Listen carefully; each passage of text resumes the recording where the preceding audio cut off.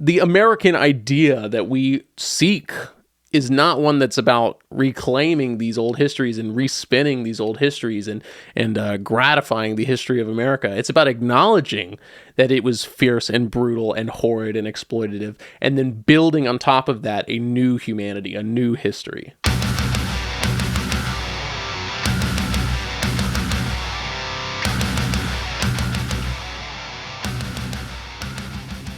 Hey, welcome to Left Unread. My name is Aaron. I'm Will. We are two dudes engaged in a radical self-education. That's right. We're simply two guys trying to tread the fine line between pedantry and principle. Nice. It's been so fucking long, I don't even remember what we read last. Yeah, apologies for another short break. It's just been a very crazy time in our lives, as well as the rest of the United States and the world at whole. So just forgive us for the interruption there. But we're back. Yes, after a lot of real-life shit going down, we are back. Yeah, so what did we read this time, if you remember? We have read this time The Wretched of the Earth by Frantz Fanon. Yeah, Frantz Fanon. We've read Black Skin, White Masks on the podcast, and that was a really interesting book. It was certainly quite a read. If you haven't heard that episode or read that book, I recommend both. And this is, from what we kind of talked about on the last couple of times we mentioned this book, a little bit of a different Fanon. I didn't prepare a formal introduction here, but just to give some kind of context, right, this was released in 1963.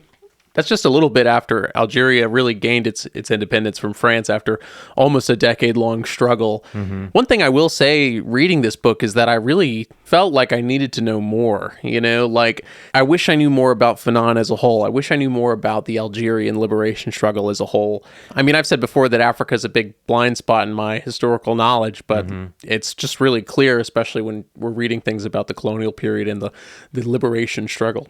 Yeah, I would agree with all of that. I know very little about the Algerian War for Independence. It's quite evident that it's framing a lot of what he is talking about in this book, even though he's not always naming it by name, so to speak, or calling to it directly, though he does often reference the FLN. And I, as has well documented and stated many times previously, I don't know shit about history, and I felt like those gaps were very evident. And same thing when he is talking about kind of unifying Africa and the Pan-African movement. I just kind of like taking him at his word for it because I know so very little of that history. Makes me want to read Walter Rodney for the show. Yeah, I am certainly down for that. I've only recently started exploring kind of this whole era in my own reading, and even then I've just barely scratched the surface. Like last year I read White Malice, which was really incredible and actually really influential on some of the things that Fanon is saying in this book, especially when it comes to like the kind of cultural foundations that were in Africa at the time. Yeah. I'm sure we'll come back around to that maybe a little bit. But yeah, I mean, there's just a lot of history there that Fanon is very clearly, keeping up with as it's happening, even to a point where, looking back on it from where we are today, what I'm thinking of specifically here, like there's a part where Fanon mentions Holden Roberto in the Angolan struggle, and he was CIA sponsored. So, the thing... like, as is the fucking case so often. Yeah, right. That's the thing. Like, looking back on this period of history with what we know today, It's so interesting to see the way that they were fighting against, basically an invisible enemy that was in line with all of these things that Fanon already is recognizing as a threat to liberation, to the liberation of Africa. And I think to see the rise and fall of Pan-Africanism, even as a shallow of a picture as I've gotten so far, it's just a really phenomenal history that I need to explore more of. Yeah. And honestly, I was going to say that if we do read another kind of book in this vein, I think the next one in my mind is probably Neocolonialism by Kwame Nkrumah. That would be dope. I've also, reading this got me thinking again about reading Pedagogy of the Oppressed, rereading Pedagogy of the Oppressed. Yeah, absolutely. I mean, literally, he's basically saying, like, the dreams of the oppressed is to become the oppressor, and it's like, that's like the quote from Pedagogy. So definitely, I think both of those are ones that are worth exploring. Yeah, for sure. And, what's interesting to me about this book, if I can just kind of talk broadly about it, I think it's interesting because Black Skin, White Masks was so early in his life, and this is so late in his life. And it was interesting to me to kind of see that shift or examine that shift. And I do see a little bit of that. I don't know that I would say that this is more cynical, but certainly I do think he is more aware of the struggle in this than he was in Black Skin, White Masks. Black Skin, White Masks was almost more abstract, while this is more material, more concrete. Yeah. So I thought that was interesting to track. I don't feel like I got a great grasp of this book. I will admit, I think that this is a text that you probably want to and need to revisit a couple of times as you continue through I will need to revisit a couple of times as I continue through my education and radicalization or whatever, and come back to it to kind of continually recenter the decolonial context. Because I feel like so much of it, I don't know, I felt like an observer to it more than someone that could embody it. I don't know what that exactly, how to say that. I totally understand that because, I mean, Fanon is quick to state that this book isn't written for us, and I think that that's totally apparent. It's not for a struggle that we are participating in, in the context that we're reading it.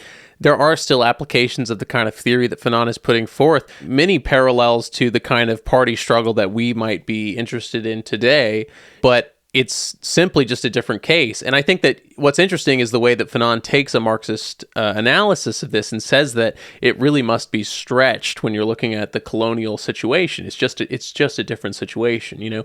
I don't specifically, I think he says that like the economic infrastructure here has become like the superstructure. To be rich is to be white is to be rich. And it's blended together in a way that kind of forces the regular Marxist analysis of it to be maybe reinterpreted.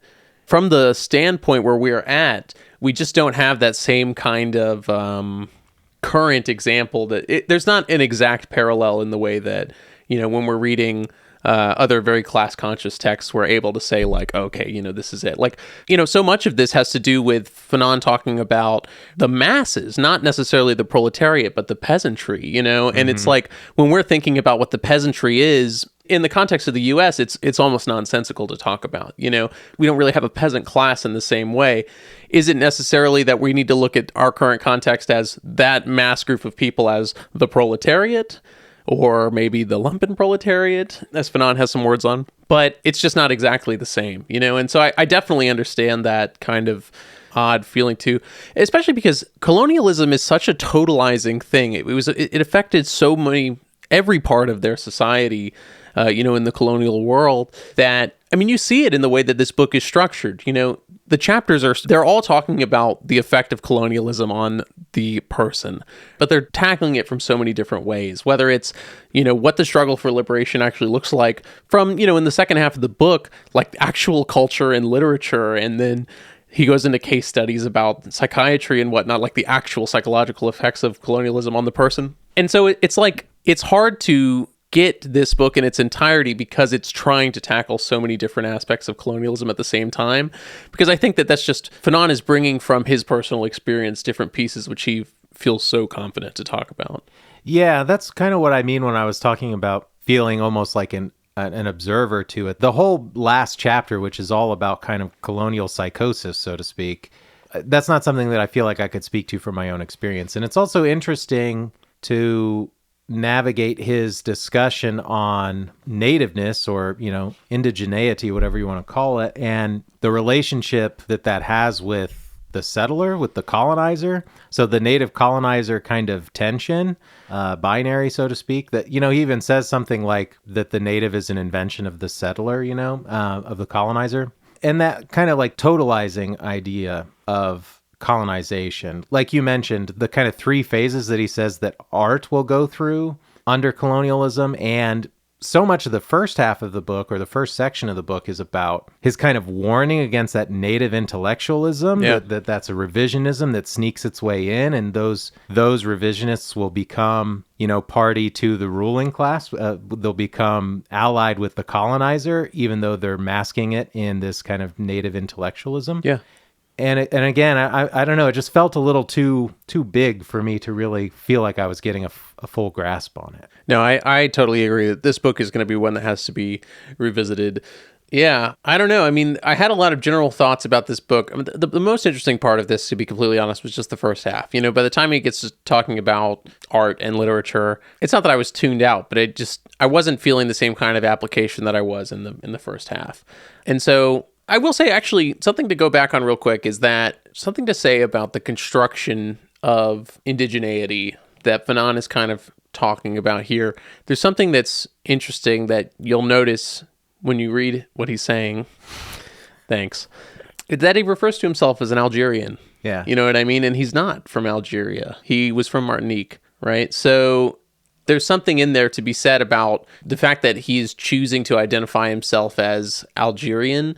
And I think maybe it has something to do with what he's saying about the identity that's constructed by the colonist. It's almost even maybe a parallel to what he's saying, like the first instinct of the colonized, once they realize their humanity, right? Once they're awoken to their humanity and they decide that I must, by any means, force this humanity back into the world, right? Into everyone else's perception. So it is what I am realizing. And he says that the first response sometimes is to become the most colonized, to be this most outward representation of the worst behaviors of the colonized people. And there's just something really interesting about his own journey, going from being something that's very psychiatry focused, right, in medicine, to being actually an active part of the struggle, and then identifying himself as like, yeah, I am actually Algerian and part of this. Yeah. And so, I don't know, I just didn't feel like I was going to maybe find time to mention that later. So I think that it's just something there, because that's really what he starts this book off with, is by talking about how colonialism is constructing the world of its own. He says, I mean, amazingly in the very first chapter, that the colonial world is a compartmentalized world. It's a world that's totally shorn off. It's created and crushed into this thing that can service colonialism, service a capitalism and exploitation. And I just think that, I don't know, there's just something really fantastic there. It's just another parallel that I couldn't help but think of to the kinds of things that we're dealing with today, is that when he says that when you're dealing with the masses, the peasantry, the lumpen proletariat, right, you need to rehumanize them. And there's something really there, it's like if you ever work retail and you run into a person and you're just like, how did you get this way? How did you make it through the day? How did you even get here? How do you function on the day to day? And like, that's like a dismissive thought, but there's a kernel of truth in there that these people have been crushed down by society so much that it has removed them from the experience that should be human. It is like literally dehumanized them. And so that point of bringing class consciousness to these people, of raising the people to the point where they have awoken, is literally to rehumanize them in a society that has compartmentalized them and broken them down and alienated them to the point where they are mindless. That kind of mindlessness that you might think of and be like, these people are fucking idiots. They can't, chew gum and walk at the same time. That's a side effect of the society that we're living in. Even when he says that the formation of the lumpen proletariat is a consequence of the society around it, it's like, that's exactly the same thing that we're talking about. How can I look at these people and say they're rogues and criminals and fools and whatever, when it's simply a construction of the society around it, in the same way that the colonized is a construct of the colonial society? Yes, let's throw out a couple of quotes. I have one. Because first, what you immediately brought to my mind was in, I don't know that we can go to page numbers because of this, but yeah, I will say that we did read from slightly different editions here. Mine is from the Grove Press edition, the 60th anniversary, and mine is Grove Press, but it's just old as hell. Yeah, just an older edition. It's still the Richard Philcox translation? No, translated from the French by Constance Farrington. Okay, yeah, that sucks. I mean, this one is from 1966. So it's like OG. Yeah, okay. I have an updated translation then, so we might have some slight variation in quotes. Just be aware, reader. Well, at the beginning of the On National Culture section, for me that's on page 168, to your point about how you look at these folks and you look at the lumpen proletariat and you recognize, or you need to recognize, that they are the product of the colonial situation that they are forced in. He calls that an impossible situation. He says, the impossible situation in which colonialism finds itself when the colonial system is called upon to transform itself into an unselfish program of aid and assistance. It's like very good of you to look at these situations. It's very correct of you to look at folks in these situations and see them as a product of that colonial impact, right? And not as somehow separated from it and therefore do moral judgment because of it. You know what I mean? It's the quote unquote impossible situation to escape colonialism from inside colonialism. And I don't know, it's very easy to get lost in that kind of doomerism or fatalism. He does talk about fatalism a little bit here, and just be like, my response almost always when I'm in those situations is like, we're fucking cooked. Look at my proletariat, bro. Oh my gosh, we're not going to make it. But that's also a product of the kind of colonial situation, you know what I mean? And it's like, it's weaponized, and it's a self-defeating thought. And that's exactly what they fucking want out of us. You know what I mean? Yeah. I don't know. I had a whole thing. I kind of want to call back to some of the other things that you were talking about. I know. I didn't want to try to jump off from there because I didn't want to cut off your response. But it's in the example when he's talking about the national bourgeoisie, and he says that in truth, they don't have any faith in. Let me find it. Yeah. This is in On Violence. Fanon is kind of going through this kind of hypothetical nation that's achieving liberation. And he's talking about, what's happening to the national bourgeoisie, the formation of the national party, right? Maybe even spontaneous struggle a little bit later. But here he's talking about the Nationalist Party. And he says that before holding negotiations, most of the nationalist parties are content in the best of cases to explain and excuse this savagery. They distance themselves from people's struggle and can often be heard in private condemning those spectacular acts that have been decreed heinous by the metropolitan press and public opinion. Their preoccupation with objectivity constitutes the legitimate excuse for their failure to act. But this classic attitude of the colonized intellectual and the leaders of the nationalist parties is by no means objective. In fact, they are not sure that this reckless violence is the most effective way of defending their own interests. Another thing is that they are convinced violent methods are ineffective. For them, there can be no doubt any attempt to smash colonial oppression by force is an act of despair, a suicidal act. They are losers from the start. Their incapacity to triumph by violence needs no demonstration. They prove it in their daily life and their maneuvering. It's a defeatist attitude. It's like, I have already accepted the defeat of this. In my mind, we can't change the fact that it's already a part of it. You know what I'm saying? It's like, why even bother struggling? Yeah, and I feel like, I was not very taken with the section on culture and stuff either, but I do think that has a part to play in what he's talking about here. The kind of the culture death that he's talking about is part of that kind of absolute alienation and the feeling that it's all completely hopeless because there's absolutely no part of culture left to which you feel connected or identified. Yeah, and even on top of that, like the stereotypical imagery that you're bringing forth from tradition and like those first phases of art that he's talking about, what he says is that like that history is one that has already been destroyed, one that's already been disfigured. The goal of the colonialist project is to eliminate that history, to eliminate whatever the truth of that history was, and it's so like, it's like that totalizing thing, like we're trying to look into the past to find solutions to this current problem, but the past that we have access to has already been completely altered. Yeah, and the other thing that I would say about that is that I think in modernity, we see an incorrect reaction to that observation. I think identity politics as a concept is birthed out of this idea that we need to reconnect with things like that. But I think, I don't know, he says it really beautifully back in that chapter on national culture again, for me on page 169. But Fanon says, I am ready to concede that on the plane of factual being, the past existence of an Aztec civilization does not change anything very much in the diet of the Mexican peasant of today. I admit that all the proofs of a wonderful Songhai civilization will not change the fact that today the Songhais are underfed and illiterate, thrown between the sky and water with empty heads and empty eyes.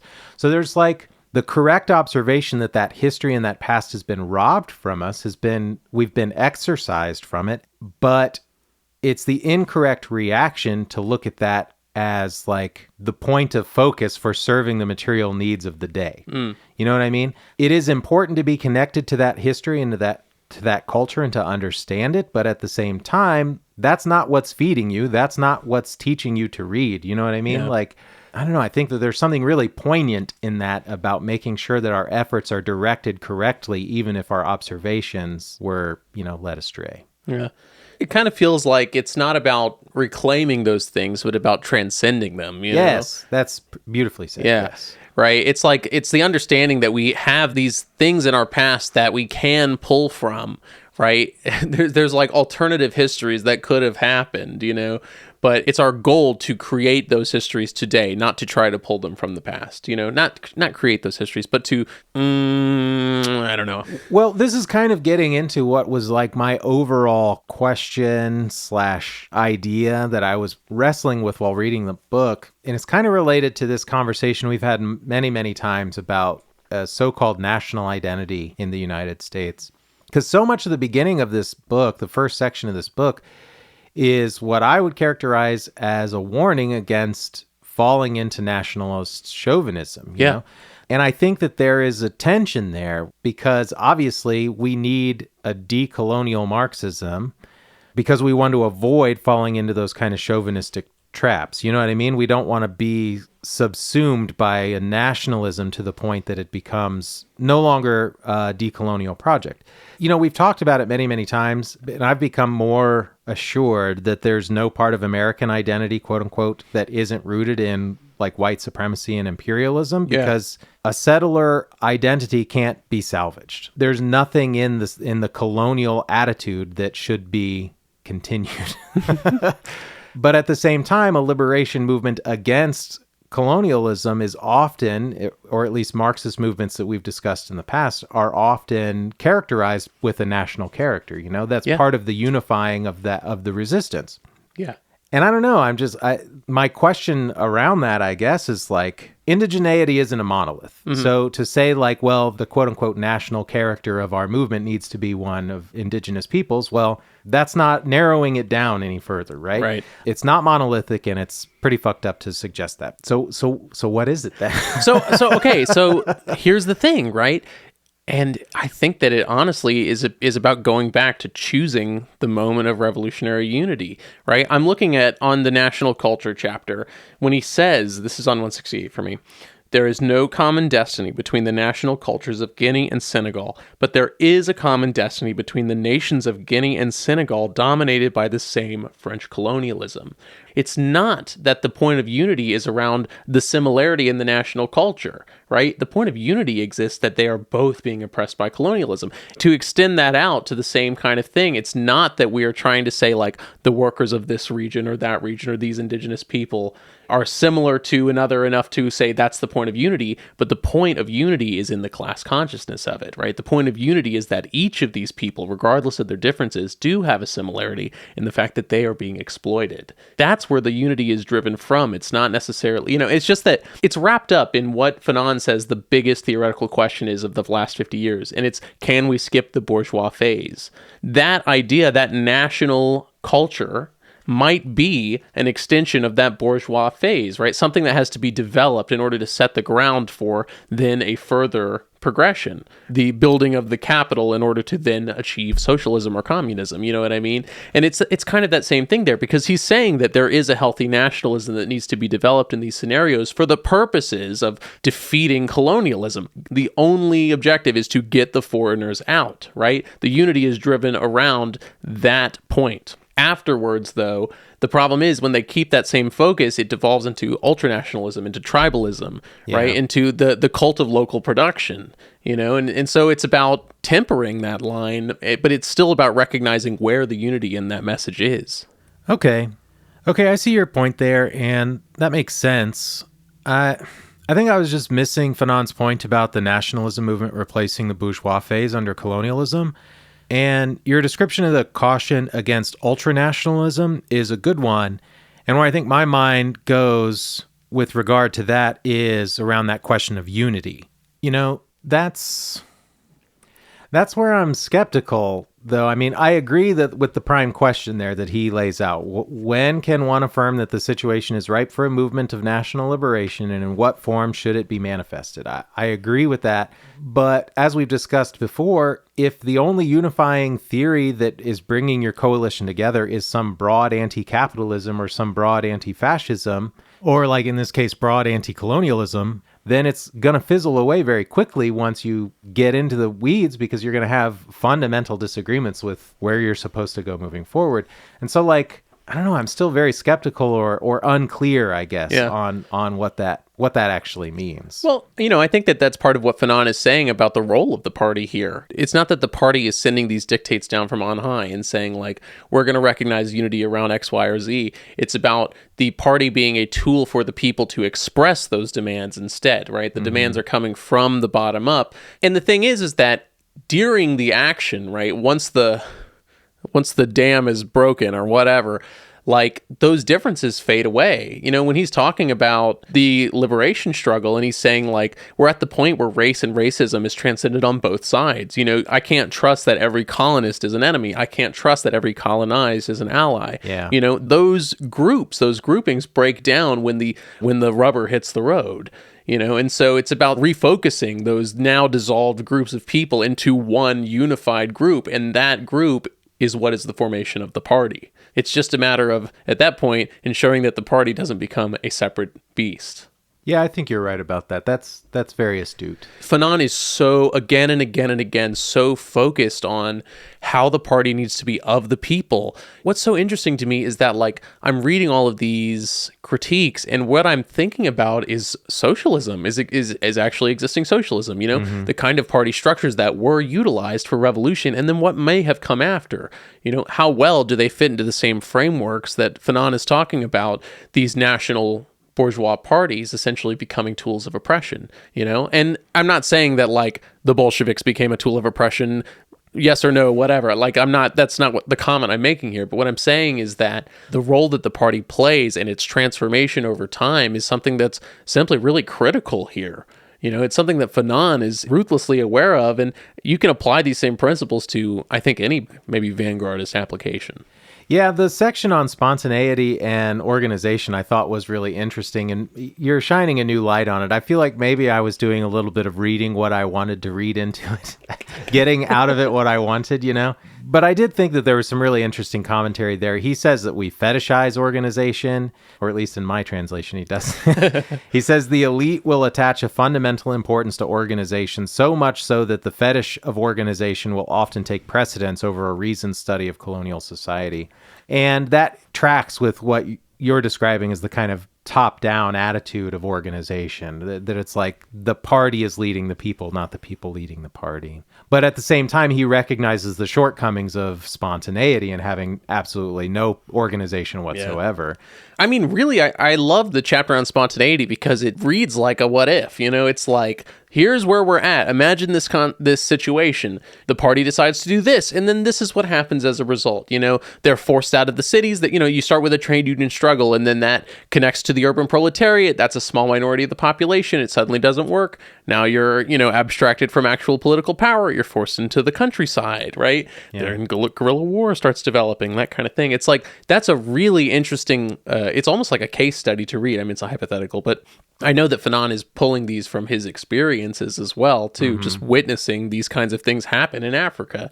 Like, I love the section where he talks about, it's either Gabon or Gambia, and I don't want to misquote, but he says that this guy is the president of this country, but he's the guest of the French president, Or when he says that, like, I've seen countries be granted independence, but the concessions that they have made the exploitation not only more complete, but more discreet, or not only more discreet, but more complete.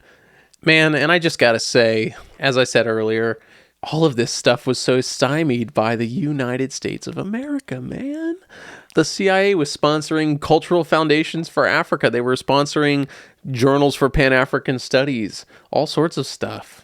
I love when he's describing a situation where all the speculators are grabbing at banknotes while the rest of the country crumbles away. They'll become nothing but straw in the hands of the army, often funded by foreign advisors. And it's like, yeah, time and time again, that's happened. It had already happened by the time Fanon had wrote this. I mean, he mentions Lumumba in the Congo. He talks about the different separationist movements that happened in Katanga and Kasai, both. Fun fact about the Katanga secession movement, mostly sponsored by Belgium, and the United States, because the Shinkolobwe mine was there, and that's where we got most of our uranium from during World War II. So, like, foreign powers went in and said, hey, guys, don't you want to be independent? Don't you think you should be independent from the Congo? You should be autonomous and have your own rights and whatnot. And that whole secessionist movement was nothing but a thorn in Patrice Lumumba's side and the Congo's side. It's absolutely insane when you even get a cursory glance at some of the involvement of the United States and Europe in Africa after a lot of those decolonial events happened. They didn't let go. Just like Fanon says, the job isn't done just because the police force is left. The job isn't done. Yeah, dude. I mean, all of the fucking U.S. intervention all over, I mean, not just U.S., but all of the colonial intervention all over is just fucking so harrowing. Sucks. Yeah, it really blows ass. I've shilled for it a bunch, but Blowback Season 6, all about Angola.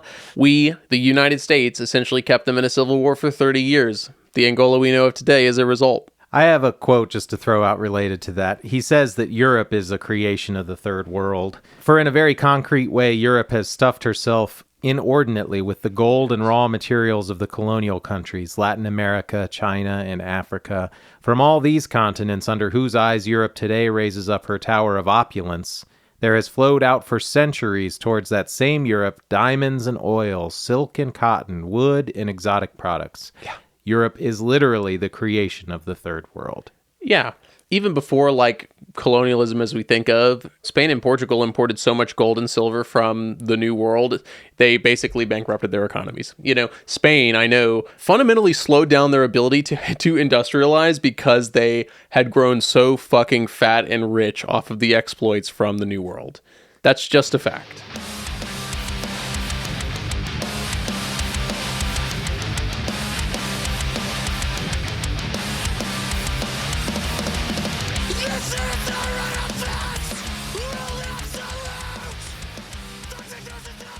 I mean, the thing is that, a lot of the points that might be shocking to people reading this on the first pass are things that we have already really accepted. A lot of the popular reading from this really comes from the first chapter. A lot of the emphasis is put on the chapter about violence, Mm-hmm.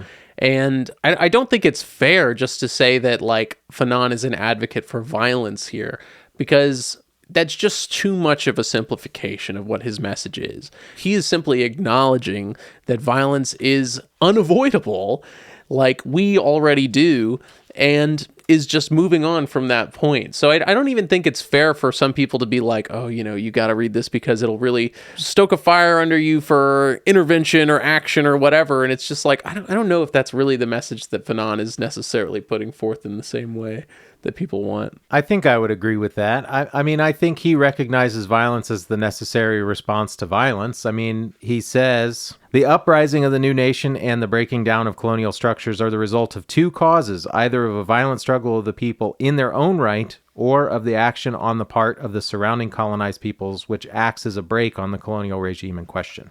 He's not suggesting violence for violence's sake. He's suggesting violence as a response to the violence that is put upon native people by the colonizer. Yeah, incredible quote in the Colonial War and Mental Disorders chapter, kind of towards the end of it. He says, over recent years, I have had the opportunity to verify the fundamental fact that honor, dignity, and integrity are only truly evident in the context of national and international unity. As soon as you and your fellow men are cut down like dogs, there is no other solution but to use every means available to reestablish your weight as a human being. There you go. And also totally reflected in Algeria. I mean, a lot of leftists love the movie The Battle for Algiers because they talk about this exact thing. There's a lot of things about, oh, how dare you do these indiscriminate bombings, all this terror. And it's the French are literally fucking terrorists in our streets right now. And so I think that Fanon is just really, I mean, he's in it. That's really the fact. It's this isn't a theoretical thing. It's a real fucking statement. Yeah. He's done the damn thing. Well, and he says also that any violence that's enacted by the native will always have a response that's a magnitude higher by the colonizer. So it's this continual escalation. First, he says, the violence of the colonial regime and the counter-violence of the native balance each other and respond to each other in an extraordinary reciprocal homogeneity. This reign of violence will be the more terrible in proportion to the size of the implantation from the mother country. The development of violence among the colonized people will be proportionate to the violence exercised by the threatened colonial regime. But from the moment that the native has chosen the methods of counter-violence, police reprisals automatically call forth reprisals on the side of the nationalists. However, the results are not equivalent. For machine gunning from aeroplanes and bombardments from the fleet go far beyond in horror and magnitude any answer the native can make.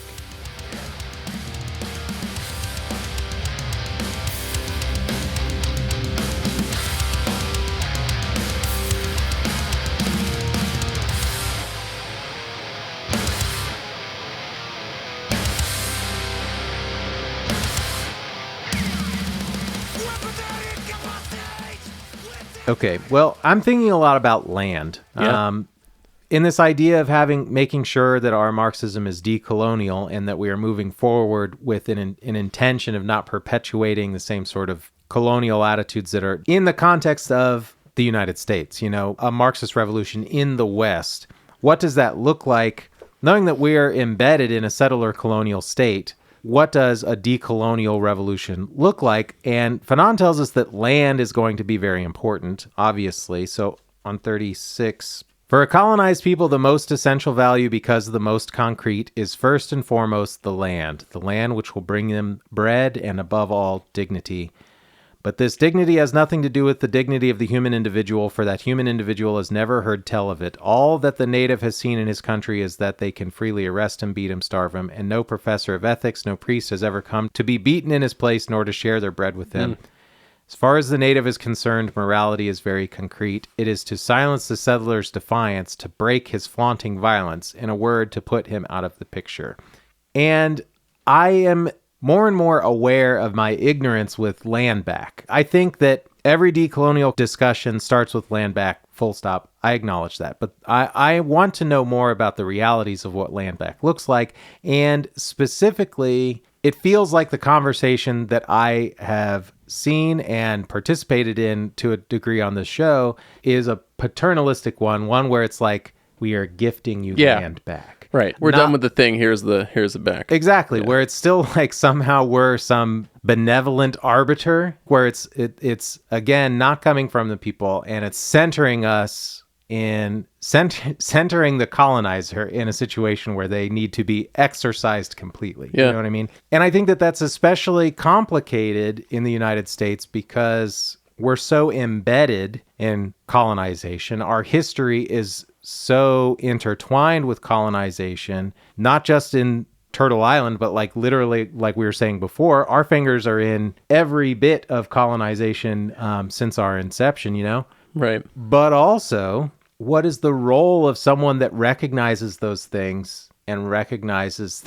them for the evil that they are in a context like land back, or I don't know. It's just, it feels very much like still centering myself in a conversation that has little to do with me, but I want to be a part of the solution, I think that part of it is because the colonial project in the context of indigenous Americans is complete. In the eradication? Yeah. That's what I mean. Like, what remains is so sparse, has been so diminished by our society that when we talked about this on Socialist Reconstruction, I said that it feels kind of crazy to just be like, here's the land back, good luck. Like it's yours to do with what you want, right? It's the same thing. Like, we're done with it. Go ahead. And it's because like the project was taken almost to its fullest extent. It's interesting too, because when I was thinking of America in a colonial context, I was thinking of the Black colony.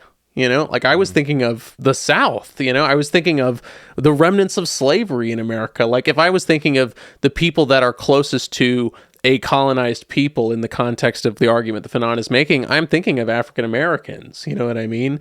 And just their historical position in America throughout throughout civil rights and throughout all of that, even today. And so there is a real discomfort there when it comes to indigenous Americans, to Native Americans, because like we have killed them. And I think that part of the discomfort comes from the fact that I don't know what the answer is. What that requires is involving indigenous voices, Yeah, I guess this is just a way of saying, like, I want to know more about that in a way that centers indigenous stewardship and isn't from the outside making assumptions or kind of drawing conclusions. You know what I mean? Yeah. I just don't know what it is. I acknowledge my ignorance, but I don't want to be ignorant. No, totally.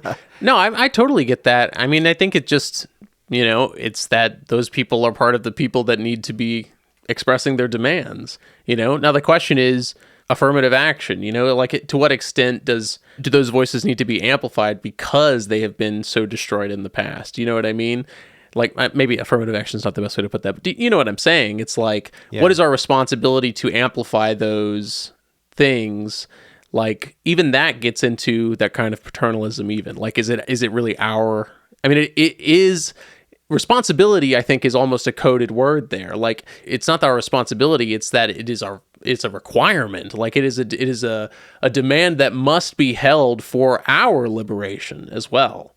It's not like that we're just accepting some responsibility. It's that we're recognizing the demands that have gone unfulfilled up until this point. The demands that have been silenced. I appreciate your characterization of that as a demand. I think I would agree with that wholeheartedly. And I think I was just brought to mind another quote from Fanon where he says, "A world divided into compartments, a motionless, manichaeistic world, a world of statues, the statue of the general who carried out the conquest, the statue of the engineer who built the bridge, a world which is sure of itself, which crushes with its stones the backs flayed by whips. This is the colonial world." And I'm thinking, you hear political rhetoric from people that I would argue are a little underdeveloped, where they say shit like, "I'll never say I'm not proud of being an American," or something like that. Or, where it's like about reclamation of some identity, when that identity is completely tarnished. We live in this world of statues he's talking about. There is no fucking American identity that is worth salvaging. And it is imperative on all of us to first recognize that, but two, fucking let up the...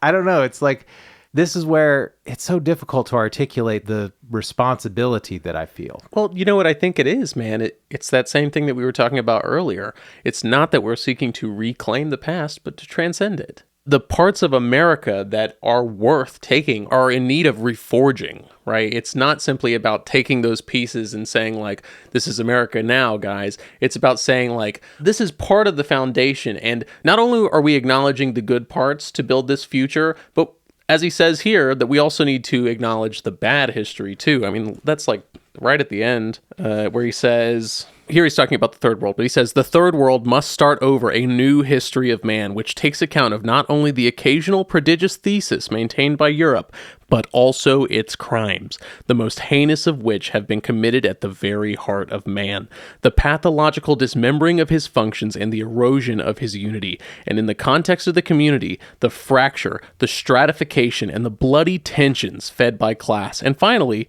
on the immense scale of humanity, the racial hatred, slavery, exploitation, and above all, the bloodless genocide whereby 1.5 billion men have been written off."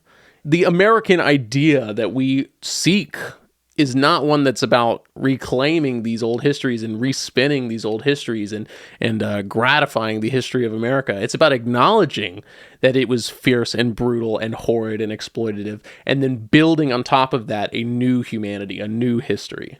Lovely. I feel like I'm talking in circles and I don't like anything that I'm saying, but like, just like you said there, or Fanon says there, it's not about apologetics, but it is about acknowledgement, right? Yeah. It's not about apologetics, but it is about acknowledgement. Just to add one last thing on there, it's like, the thing is that the acknowledgement isn't prescribed by us. Part of this evolution, part of this transcendence is that the acknowledgement comes from those people.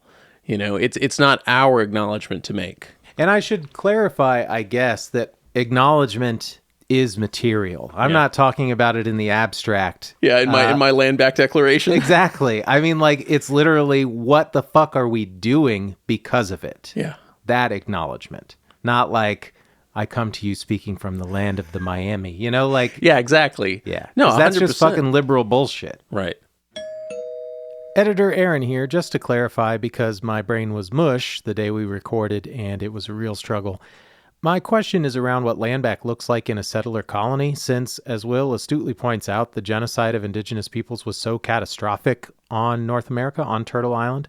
The vast majority of residents here are descendants of immigrants or descendants of stolen peoples brought here against their will, and that, to me, makes for some nuance when discussing how to decolonize a revolutionary movement that, at its foundation, cannot be built on a nationalist movement because it is inevitably going to be largely composed not of colonized peoples.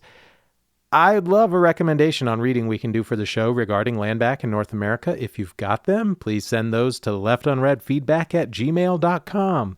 Back to the show. I have one other thing that is kind of interesting to me that I need help unpacking. Okay. I don't feel like I have a lot of meaningful stuff to say about it. But a couple of things really jumped out to me that are, I don't know, I've seen some discourse on TikTok around as well. So I think it's kind of interesting and a little timely. Okay. It all comes from the chapter on spontaneity and organization. It's kind of about this tension between lived experience and theory, right? About understanding something at a guttural level, a fundamental level, but then on the other side, understanding organization. He has a couple of quotes that really stood out to me. I'll start. Yeah, so this comes from the Spontaneity, Its Strength and Weakness section. The mass of the country dwellers looked down upon by the political parties continue to be kept at a distance. Of course, there will be an agricultural workers' union there, but its creation is simply to supply an answer to the categorical necessity to present a unified front to colonialism. The trade union officials who have won their colors in the field of the union organizations of the mother country have no idea how to organize the mass of country people. So there's already a kind of a disconnect that he's recognizing here between organizers who have been successful in one context and then organizing another group of people. It's effectively, asking the question or framed as a question like, how do you learn to effectively organize the peasantry, right? Like if it's not going to come from trade unionists who have never organized the peasantry, you know what I mean? So there's an open question there, but he says later on, about 10 pages after that, but the leader realizes day in and day out that hatred alone cannot draw up a program. You will only risk the defeat of your own ends if you depend on the enemy, who of course will always manage to commit as many crimes as possible, to widen the gap and throw the whole of the people on the side of the rebellion. And that bit, hatred alone cannot draw up a program, really stood out to me too, because I feel like that's a counterpoint. This idea that like your lived experience, while acknowledging the truth of what it means to like feel the oppression of a system like a colonial state, that's not enough to create a reasonable response that's going to overthrow it. Yeah. There's this kind of question in there about, so how do we bring these two parties together? The so-called trade unionists, the folks who are bureaucrats, I guess, I don't know, they're fucking organizers in urban centers, and then groups of folks who don't have experience with the organization, but do have experience with understanding the impact of a colonial state. How do we bring that together in a way that actually mobilizes and effectively organizes, both of those groups, call it the peasantry and the proletariat? Yeah, I don't know. That seems like a pretty critical question. No, what I was going to say is, honestly, I think that I'm thinking about hatred is what I'm thinking about, right? Like, how am I going to put this without sounding like a moron? You don't have to hate capitalism to want communism. It's just that in the pursuit of building communism, you will hate capitalism for it. You know what I mean? And I feel like there's a similar kind of thing that might be happening here, if I can draw these points together in any reasonable sense.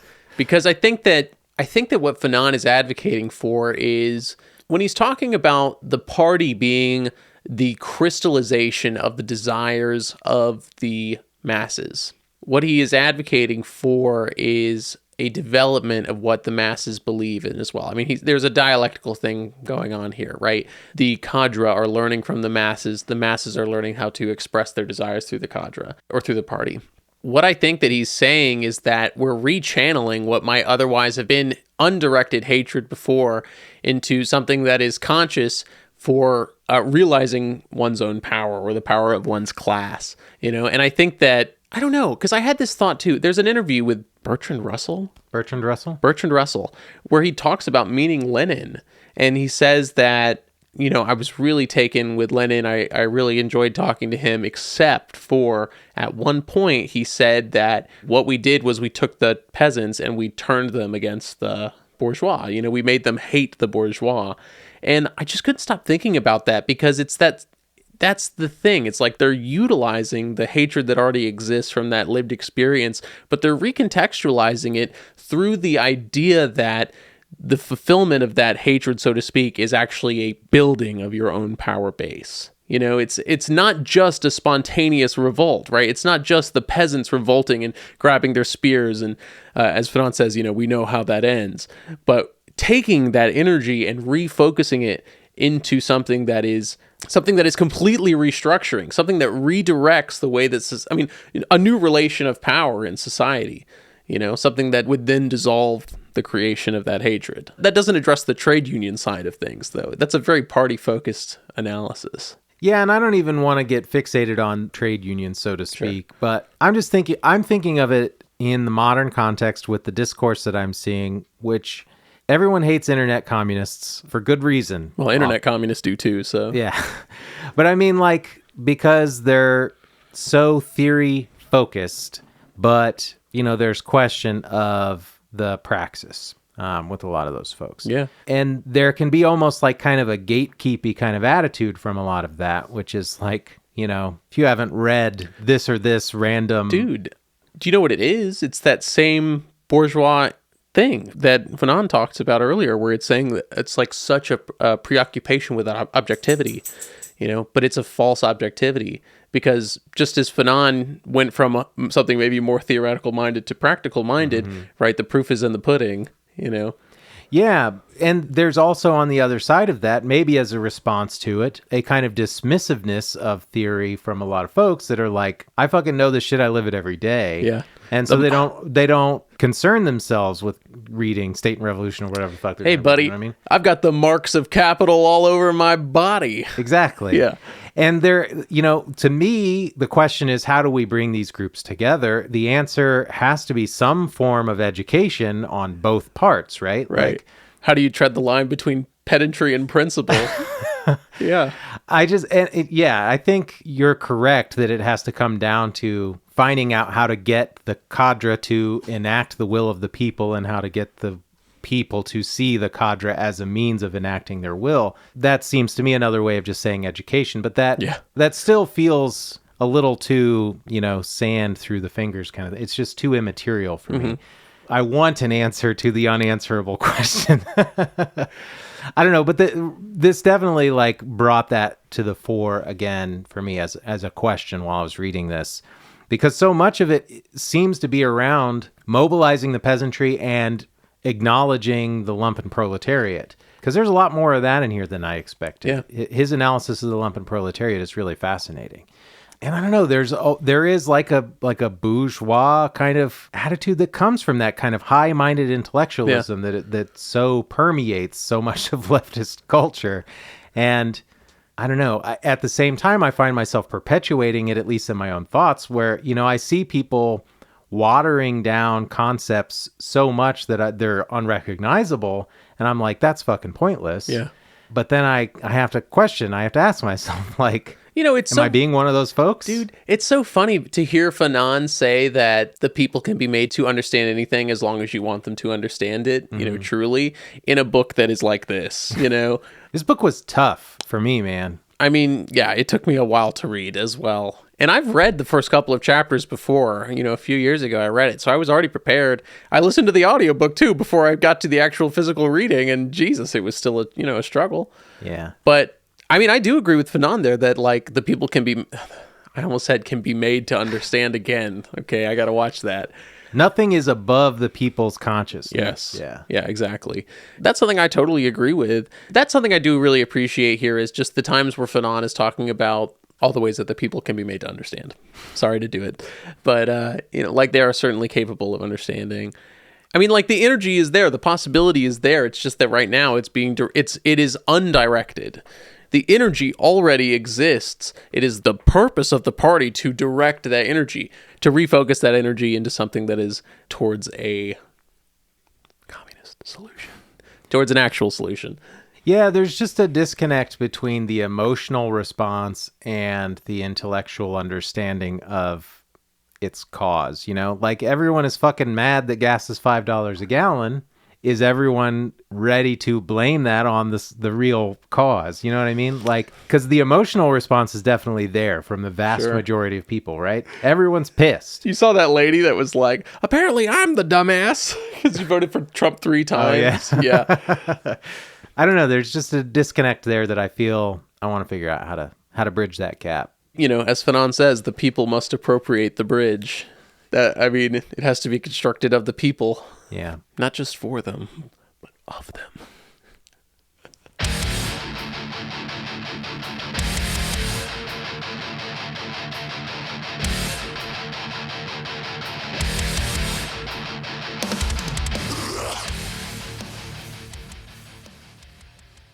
Fanon is a beautiful writer. I don't know how significantly different our translations are, but this edition has a translator's note in the back where he talks about meeting Fanon a couple of times and then being tasked with a new English translation, basically. He actually really pushed for it. And so I'm curious how the old translation was. You know, maybe that was part of the difficulty too, is that a nicer, newer English translation was available. Yeah, I would describe the prose as very stiff. So it was not a particularly enjoyable read in that regard. I found myself rereading and parsing sentences more than I would like to admit, you know. It was just quite dense and quite a little heady, you know.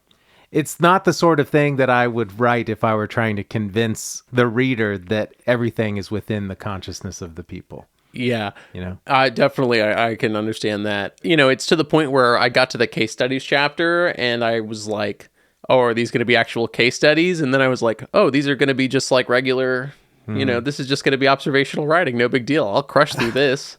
You know, I won't have to struggle through this chapter. Yeah. And I didn't, because most of it was just actual psychological disorder occurring from colonialism. And can I just say, what does this actually say in your translation? I'm curious now. But on the mental disorders chapter, Fanon does the biggest bald thing I've ever seen. He says, perhaps the reader will find these notes on psychiatry out of place or untimely in a book like this. There is absolutely nothing we can do about that. And that's just, my God. Oh my goodness. What a beast. And says basically the same thing, yeah. Perhaps these notes on psychiatry will be found ill-timed and singularly out of place in such a book, but we can do nothing about that. Yeah. Sorry. What is the author to do? You know? Suck it up. You know? No, I mean, my takeaway from that section is like, he's a psychiatrist at heart, man. Yeah. He can't get away from doing his fucking rounds and looking at his notes. That's the honest to God truth. Yeah. You know, but there is something I really do appreciate from it, and it has to do with, again, how Fanon's talking about, like, once the masses come to understand the cause of crime, they're quick to accept why it happened, you know? And it's like, looking at the roots of this, as Fanon is wont to do as a psychiatrist, I think that the case studies just really do, you know, like, we're familiar with the horrors of colonialism already, but like the case studies here really show how directly impactful they are on a person's mind on both sides of the equation here. I mean, case 4, when he's talking about the person who's like asking Fanon to help him torture without a guilty conscience. Yeah. You know, that's like so telling about the whole colonial structure as it is. I appreciated having the case studies in here, even if it was a little odd, I will say. Fair enough. And also, you know, I mean, this was written in the 60s. I mean, 63. So, like, I can understand having those examples at hand in a book that you're going to give out to people for maybe this kind of purpose. Yeah. There was a section early on, I don't remember exactly where it was, but I just wrote in the margin, like, how much of the 20th century was dominated by Freud, too? Because so much fucking quack psychiatry came out of that fucking coke addict's head. And I don't know. There's a certain part of me that is obviously quite dismissive of a lot of that sort of psychoanalysis, because I think it's often foundationally broken. Sure. And also the people that he's studying for the case studies are, by and large, pieces of shit also. So, I mean, yes, I understand that they're victimized by colonization, but... Doctor, I torture for 10 hours a day sometimes, and their screams haunt me. What's your solution? Kill yourself. Yeah. I know I couldn't stop torturing. Yeah.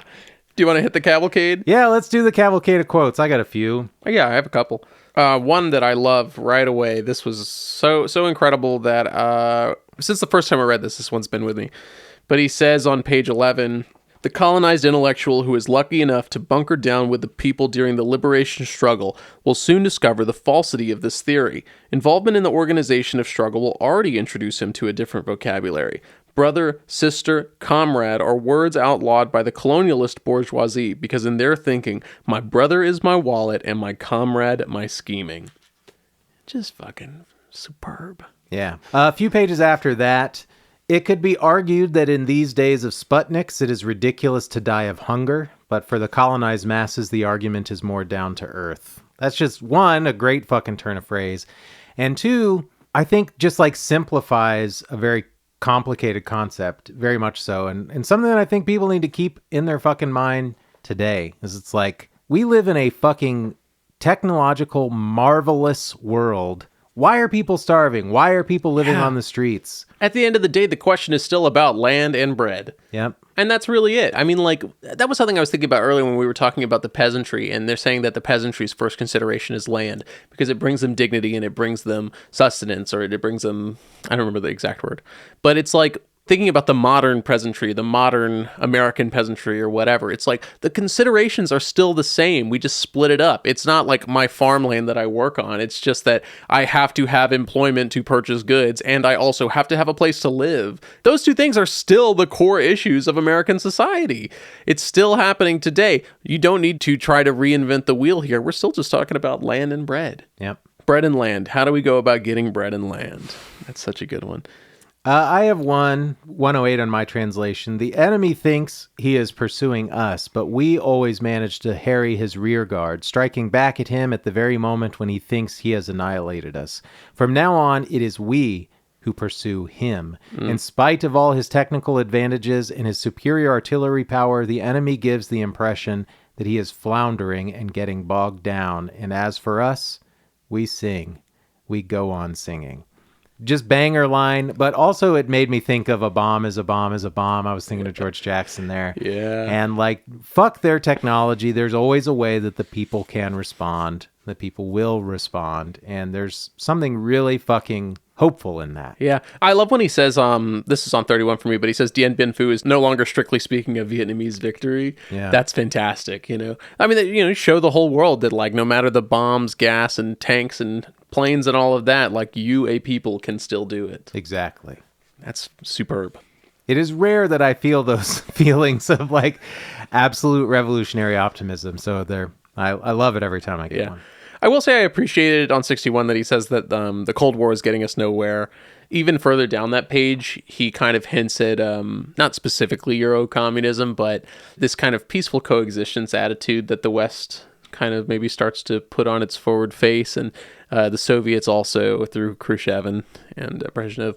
And he says that Europe loves to remind the Soviets that they're part of Europe as well, you know. And it's like there is something really to that. If you look at the Euro-communist movements, it's very dismissive of the Third World struggle. You know, that's kind of its core issue, maybe. Yeah. You know.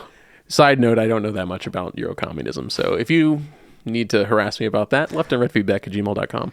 I love that he says in guerrilla warfare, every man carries the soil of his homeland between his bare toes. I thought that was super cool.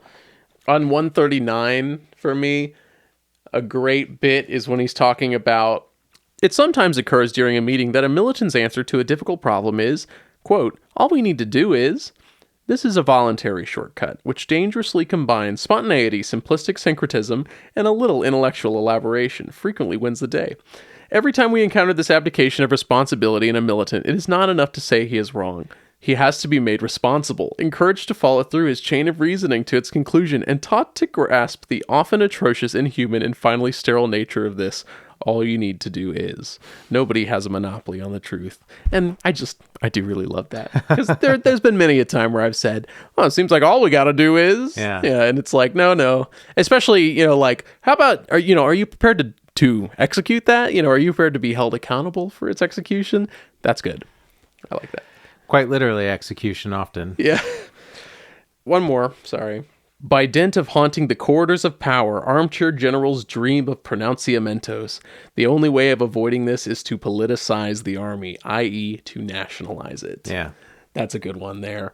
You know, we didn't really mention it too much on this episode, but we've talked in the past about there's an interesting relationship between a military structure and a party structure, especially historically, people's militias, all sorts of things like that.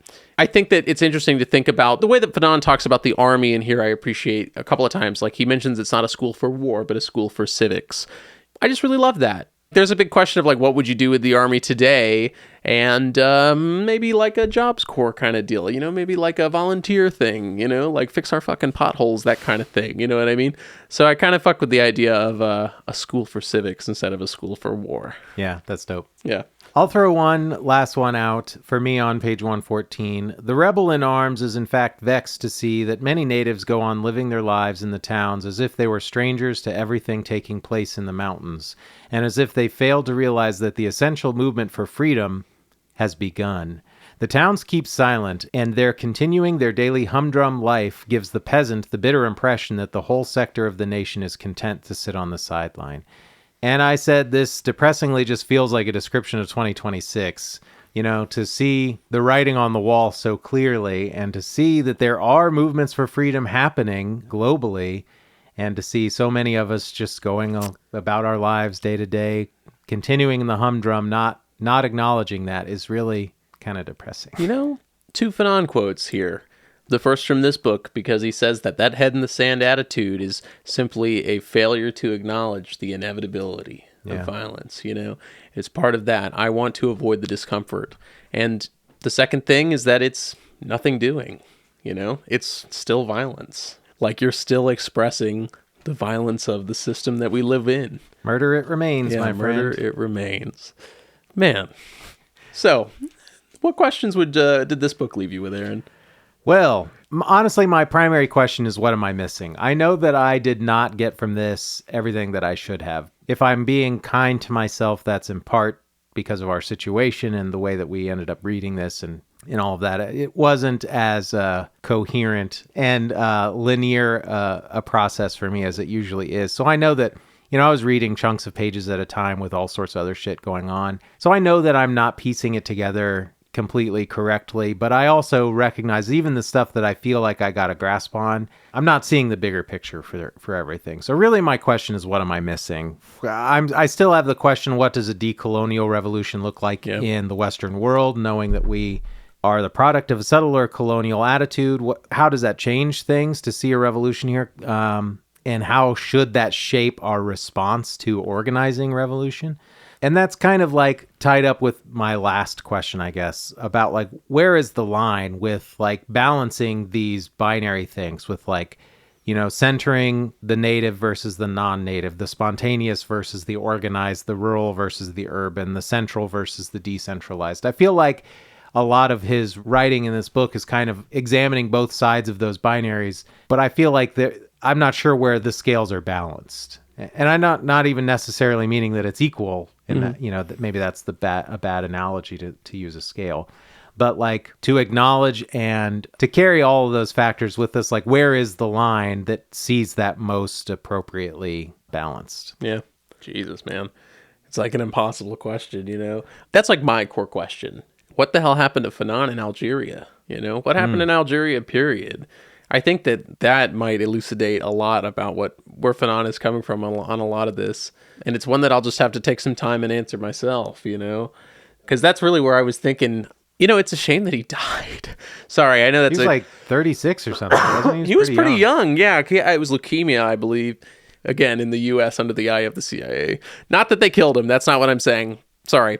I'm curious, I would love to know what Fanon thinks about the pathway of Algeria afterwards, too.